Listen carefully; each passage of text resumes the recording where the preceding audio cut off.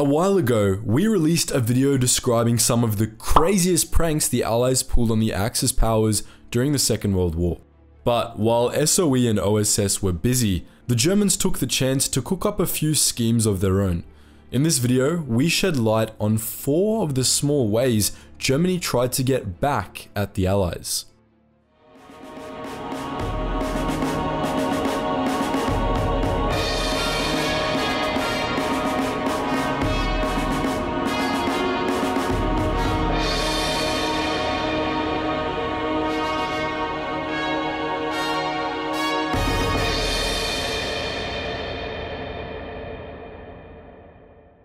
Around a dozen Luftwaffe men worked round the clock at the airfield in Borkheide, Germany. They carefully moved their aircraft out of the hangars, repaired weather damage to buildings, and generally kept the place organized to the best German standards. But Borkheide airfield was a bit different to most, in that it was entirely made of wood. That's right, the Luftwaffe men at Borkheide built an entirely wooden airfield to fool Allied bombing raids. It had wooden hangars, wooden staff buildings, a wooden control tower, and a dozen wooden planes. From the air, the decoy airfield looked just like the real thing. In October 1943, just days before the wooden airfield was due to be completed, it was spotted by an RAF Mosquito recon plane. The Mosquito flew over the airfield at low level to take pictures while the Luftwaffe men scattered into the surrounding forests. A few days later, the raid came. Werner Thiel, one of the men involved in the airfield's construction, hid in a shelter with his comrades while the bombers flew over. Bombs were dropped, but instead of explosions, the men heard only dull thuds. What Thiel found when he came out was a terrific shock. We didn't believe what we saw. They bombed us with wooden bombs. 6 to 10 wooden bombs lay on the ground, all with white lettering that read "Wood for Wood." After returning from a hard day of dropping wooden bombs on wooden airfields, Allied airmen could switch on the radio and relax. But they, and many others in Britain, would have listened intently to the regularly scheduled Axis propaganda broadcast Germany Calling, presented by the sinister figure Lord Haw-Haw. Lord Haw-Haw was actually a commoner named William Joyce, a disgruntled man whose connections to the British Union of Fascists had forced him to leave England and become a citizen of the Third Reich. Joyce's cracking accent landed him a job with the Reich propagandists, and he was made a radio presenter.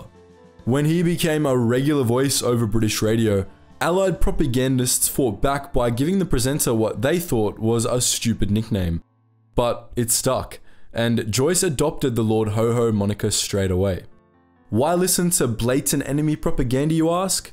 Well, Lord Haw-Haw didn't just accuse Allied leaders of hypocrisy, negligence, and just about anything else he could think of.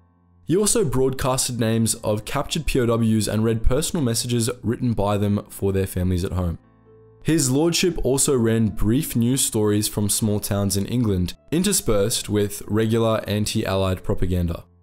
Anxious families at home tuned in regularly for any scrap of news concerning lost sons, fathers, and brothers.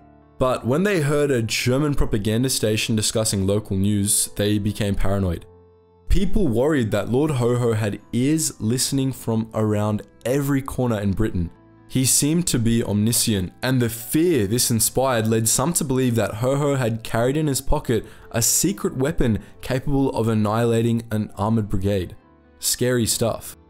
Even though he didn't do any fighting, the courts decided that his propaganda work made Lord Haw-Haw an enemy of the king, and he was hanged after the war. Not every country that fought in World War II had a Lord Haw-Haw working for its propaganda department, but they did have something else, something they knew would never fail to attract a soldier's attention: smut.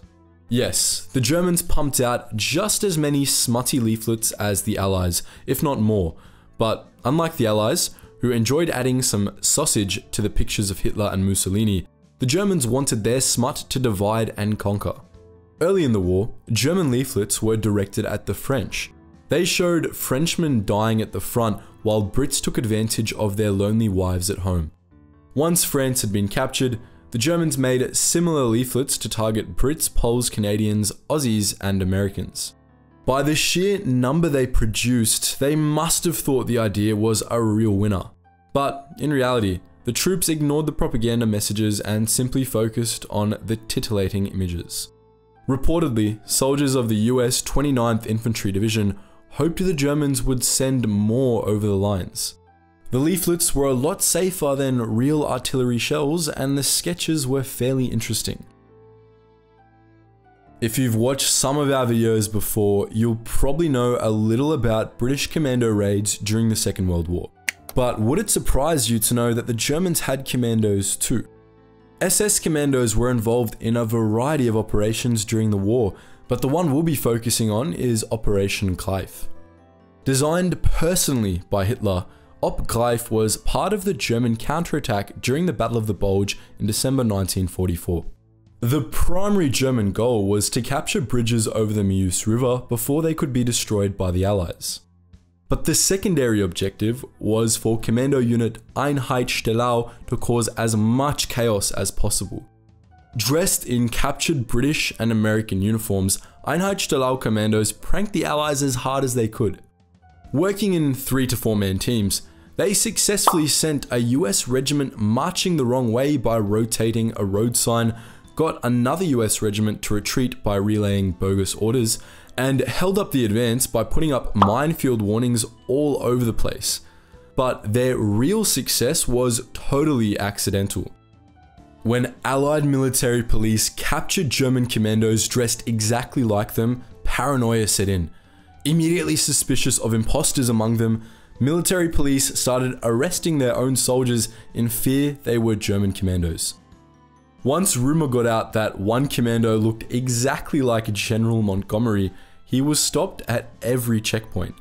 When the impatient general refused to stop, trigger-happy Americans shot out his tires and tied him up in a barn for a few hours. The rumor was fake and Monty was not happy. Those were 4 of the small ways Germany tried to get back at the Allies during the Second World War. But what do you think? Was it wrong for the German commandos to dress in captured Allied uniforms, even if they didn't fight in them? What do you think convinced the Germans their leaflet drops were worth doing? Are you surprised that some people actually feared Lord Haw-Haw? Let us know all that and more in the comment section below. And just before you run off guys, if you haven't yet checked out our new channel where we discuss badasses from all different eras of history, make sure you check that out in the description below. And if you just want to join us in our wider community, check us out on our Instagram, Facebook, and Discord. Anyways guys, as always, thank you so much for watching, and I hope you learned something new.